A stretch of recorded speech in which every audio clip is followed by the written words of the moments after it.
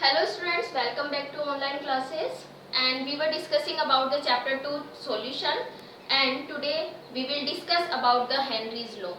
Henry's law is applicable on the solution of a gas in a liquid.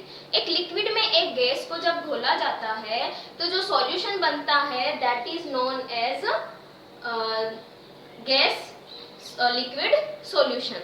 And gas liquid solution जब बनाया जाता है तो उस पर एक लॉ हम अप्लाई कर सकते हैं. That law is known as Henry's law. And what is this law say? ये लॉ बोलता है that when we dissolve a gas into a liquid, जब हम एक गैस को एक लिक्विड में डिसॉल्व करते हैं, then we can say that the solubility of a gas, solubility of a gas is directly proportional to the pressure. Is directly proportional to the gas. It means कितना gas का मास dissolve हो रहा है वो उस पर लगाए गए प्रेशर के डायरेक्टली प्रोपोर्शनल होता है. यानी कितना प्रेशर हम अप्लाई कर रहे हैं. ओके तो अगर हम प्रेशर बढ़ा देते हैं तो उतनी ही ज्यादा गैस डिसॉल्व हो जाती है एक लिक्विड में. सो वी कैन से, देखिए सोल्युबिलिटी क्या है? Solubility is the total mass. Solubility क्या है? Total mass of a gas that dissolve in a liquid, जो एक लिक्विड में डिसॉल्व हो जाती है. तो सोल्युबिलिटी को हम और क्या लिख सकते हैं? m means mass of a gas and it is directly equal to the pressure and this pressure is applied on the gas. ये क्या होता है? उस गैस पर अप्लाइड किया जाता है. ठीक है, फिर देखिए आप यहाँ पर अगर हम प्रोपोर्शनलिटी का साइन हटाते हैं तो एक कांस्टेंट आता है and this constant is known as Henry's constant. This Henry's constant, इस लॉ को हम कांस्टेंट को हम क्या बोलते हैं? Henrys constant. एंड मास हमें गिवन है तो टोटल मास हमें गिवन है सोल्यूट और सॉल्वेंट का, मींस गैस और लिक्विड का. Then we can find the mole fraction of this gas. हम इस गैस की मोल फ्रैक्शन भी कैलकुलेट कर सकते हैं. तो हम यहाँ पर m की जगह मोल फ्रैक्शन भी लिख सकते हैं इस फॉर्मूला में. तो हमारे पास इस तरीके से दो फॉर्मूला आते हैं हेनरीज लॉ के अकॉर्डिंग. m यानी कि mass of a gas equal to kh into p and the second one is mole fraction of a gas equal to kh multiplied by p. Here p is pressure, kh is Henry's constant, x for mole fraction of gas and m for mass of gas. And we can draw a graph by using these. अगर हम m okay या हम लिख सकते हैं यहाँ पे mole fraction, यहाँ पर हम मास भी ले सकते हैं, मोल फ्रैक्शन भी ले सकते हैं किसी भी गैस के लिए, और यहाँ हम प्रेशर लिख सकते हैं. क्योंकि ये डायरेक्टली प्रोपोर्शनल है तो क्या होगा, हमारे पास में इंक्रीजिंग ऑर्डर में लाइन आएगी, स्ट्रेट लाइन आएगी एंड इसका स्लोप कितना होगा? स्लोप होगा KH. ठीक है, स्लोप क्या होगा इसका? KH. तो इस तरीके से हेनरीज लॉ क्या बोलता है कि अगर हम किसी गैस को किसी लिक्विड में डिसॉल्व कर रहे हैं तो हमें उतना ही प्रेशर लगाना होगा.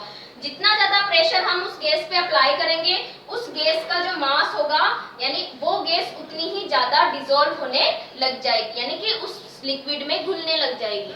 ठीक है, अब देखिए यहाँ पर एक चीज और आती है और वो है कि हेनरीज लॉ जो होता है उसके बहुत सारी एप्लीकेशंस है हमारी डेली लाइफ में. एक तो होता है कि सोडा वाटर, कोल्ड ड्रिंक्स, इनके अंदर क्या घुली हुई होती है? CO2 गैस घुली हुई होती है. हाई प्रेशर पर क्या किया जाता है? सोडा वाटर और कोल्ड ड्रिंक्स में हाई प्रेशर पे CO2 गैस को डिसॉल्व कर दिया जाता है और वो हेनरीज लॉ के बेसिस पर ही होता है.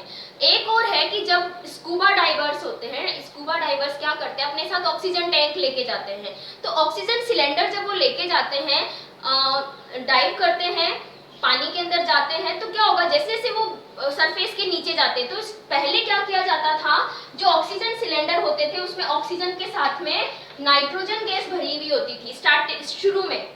ठीक है, तो क्या होता था? जैसे जैसे प्रेशर हाई होता था, यानी वो जब गहराई में जाते थे स्कूबा डाइवर्स, तो वहां पर नाइट्रोजन ऑक्सीजन के साथ साथ में हमारे ब्लड में क्या चला जाता था? नाइट्रोजन गैस भी डिसॉल्व हो जाती थी. ठीक है, क्योंकि वहां पर प्रेशर ज्यादा होता था, जो पानी की लेयर्स होती है उसका प्रेशर बढ़ता था तो क्या होती थी, हमारी ब्लड में स्कूबा डाइवर जो होते थे उनके ब्लड के अंदर नाइट्रोजन गैस भी डिसॉल्व हो जाती थी। लेकिन यहाँ पर उनके साथ एक प्रॉब्लम होती थी कि ऑक्सीजन तो वो यू कंज्यूम कर लेते थे रेस्पिरेशन में, ठीक है, लेकिन जैसे जैसे वो सरफेस पे आते थे तो ये जो नाइट्रोजन गैस उनकी ब्लड में घुल जाती थी वो वापस से बबल्स में आने लग जाती है, यानी गैसियस स्टेट में आने लगती। तो जो वेन्स होते थे उन वेन्स में इनके क्या बन जाते थे, नाइट्रोजन गैस के बबल्स बन जाते थे, ठीक है। और बबल्स बनने की वजह से क्या हो जाता, ब्लड में ऑक्सीजन का जो अमाउंट है वो डिक्रीज हो जाता और इनकी वजह से, इन बबल्स की वजह से उनको पेन होता और यहाँ तक कि उनकी डेथ भी हो जाती थी, ठीक है। तो इस सिचुएशन को बोलते हैं बैंड्स। इस सिचुएशन को क्या बोलते हैं, बैंड्स। और इस सिचुएशन को रिमूव करने के लिए या इससे बचने के लिए, प्रिवेंट करने के लिए क्या किया जाने लगा, अब ऑक्सीजन सिलेंडर में नाइट्रोजन गैस की जगह हीलियम गैस को फिल किया जाता है। इसको फिल किया जाता है हीलियम गैस को, ठीक है। इसके अलावा जो इसकी लिमिटेशंस है, जो हेनरीज लॉ है उसकी दो लिमिटेशंस है। एक लिमिटेशन तो हेनरीज लॉ सिर्फ डाइल्यूट सॉल्यूशन पर ही एप्लीकेबल होता है, कंसंट्रेट सॉल्यूशन पर एप्लीकेबल नहीं होता है।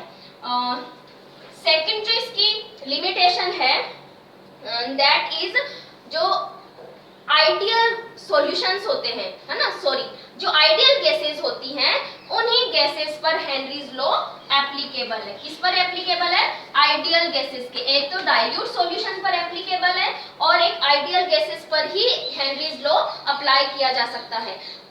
And you know that all the gases at high temperature and low pressure, सारी की सारी गैसेस जो होती हैं वो high temperature and low pressure पर क्या होती हैं, आइडियल गैस के जैसे ही बिहेव करती हैं, ओके।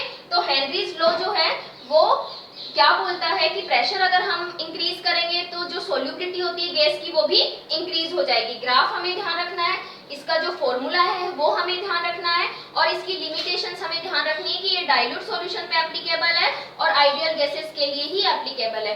डेली लाइफ में हमारे क्या रोल है इसके, तो एक तो कोल्ड ड्रिंक्स में CO2 गैस का डिसॉल्व होना, एक बैंड सिचुएशन क्रिएट हो जाती है, ठीक है। और एक और इसका एप्लीकेशन है हाई एल्टीट्यूड्स पे, ठीक है। जैसे जैसे हाई एल्टीट्यूड यानी माउंटेन्स के ऊपर हम लोग जाते हैं तो क्या होता है, वहां पर ऑक्सीजन का जो लेवल है वो डिक्रीज हो जाता है, क्योंकि वहां पर क्या होगा, हाई एल्टीट्यूड पे क्या होता है, एयर का जो प्रेशर है वो डिक्रीज हो जाता है, जिसकी वजह से ऑक्सीजन जो होती है हमारी ब्लड में कम घुल पाती है और उसकी वजह से हमें सांस लेने में दिक्कत आती है।